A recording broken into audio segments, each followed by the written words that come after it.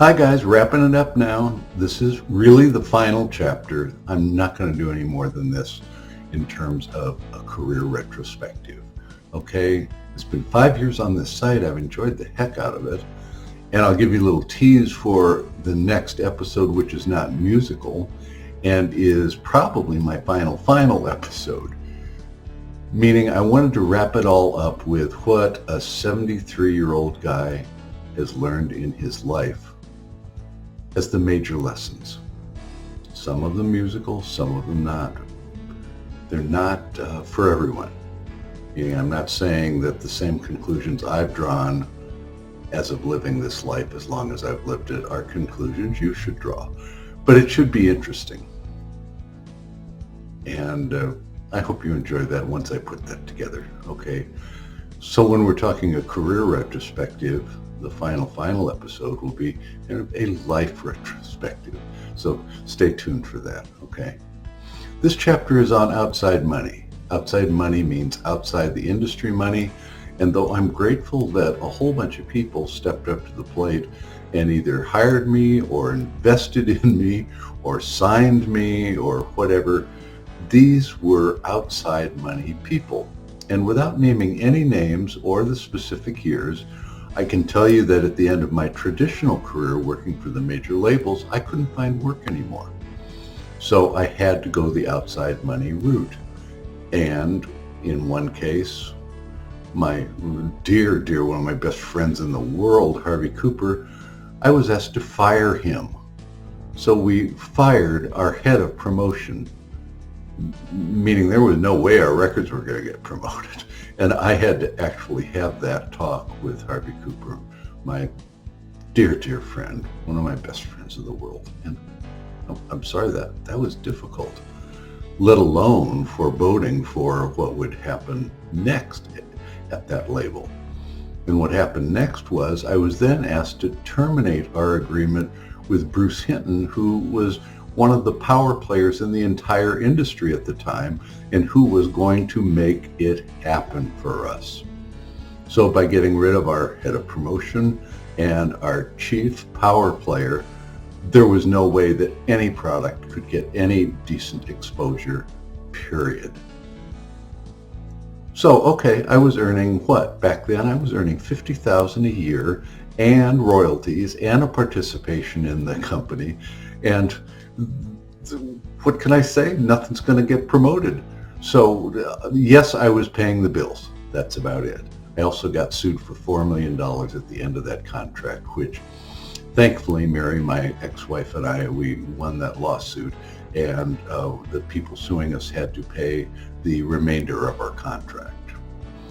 Another outside money deal was with a guy that lived atop the mountain here in Arizona and spent big, and whoa, was he a mover and shaker, and he was surrounded by all kinds of people, including a major celebrity here in town who had been a known personality for decades and all of that. And he ended up going bankrupt and owing that celebrity, me and my father, money. Never paid, went bankrupt, and didn't listen to any of the promotional advice that I offered.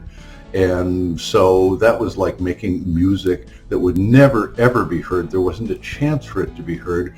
Plus, I was owed money. But for the period of time that I was paid money before he went bankrupt, well, that was kind of nice, okay? But we're talking 2 chapters there where nothing eventuated out of taking outside money. Okay, then I had investors for the Bobby Brooks project and I lost them their money. Pure and simple. And I'm sorry, guys, I really tried. And the only label I could get interested in Bobby Brooks was Permian Records, which was Lynn Anderson. She was kind of a medium star at the time, in the country music arena. But Permian decided that they would like to sign the Bobby Brooks project over to them. And they released probably the worst cut on the entire album for a potential single, then shelved the album and didn't release anything else, including our wonderful version of Born on the Bayou. Okay, I didn't get paid a nickel for that. It took me several years to get Bobby a record deal, and when I got him one, it sucked. So Bobby, I'm sorry. The last 2 or 3 projects I did were as favors to friends, and they came up with a small amount of money to cut tracks and a small amount of money for me to see what would happen. There was no promotion, there was no anything. So from my viewpoint, all of these outside money sources resulted in paying some bills, but never any chart success, which, you know, as a producer, if you don't have that, you might as well not have anything. So there was always the reality, even back when I was active in the business through traditional channels, there was always the thought that you must pay your bills, you must pay your mortgage, you must provide for your family, you must whatever.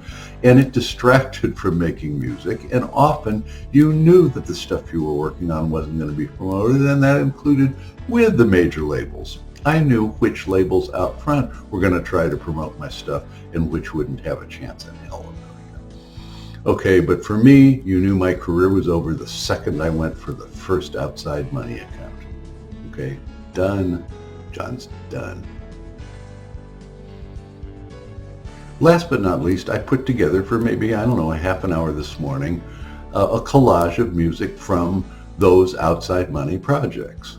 And I had fun doing it. But once I listened to it, I thought, hey, I have covered this.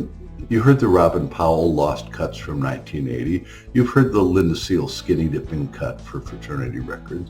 You've heard the Jam-X cuts with Linda Seals and Jan Gray. And so the only thing that's out there, and this is kind of a cute story, the only thing that's out there to post is coming up for you in a little while. Not on this episode, but I will have to post it after this, because what happened is I ordered a copy of this single that I had co-produced with Del Casher, who kind of is a guitar virtuoso and, unbeknown to me, invented the wah-wah pedal for guitarists. Oh my goodness. We produced a single on Beverly Wright. That's Gary Wright's sister. Gary Wright was the singer of Dreamweaver, big hit record. And Beverly Wright's single, I purchased it on Amazon.com, and I received the copy, sent it off without listening to it to my guy in California to convert it. He sent it back to me, and it's the wrong record. It's not what Del and I produced. So I'm waiting on that. I'll have that in a week or two, and I'll post it kind of belatedly to this site. And I'll tell you all about it, because there are a couple of great stories when that comes out that you'll just love to hear.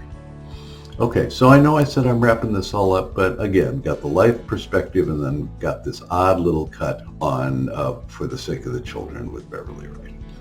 So to finalize, I ditched the collage I made this morning, and I'm just going to wrap it up and say thank you so much for watching, as always, and hang on for the life retrospective and the obscure cut, and then I'm going to be kind of quiet for a while here. You won't be hearing much from me. Okay? But I really appreciate your watching, and you guys take care, okay?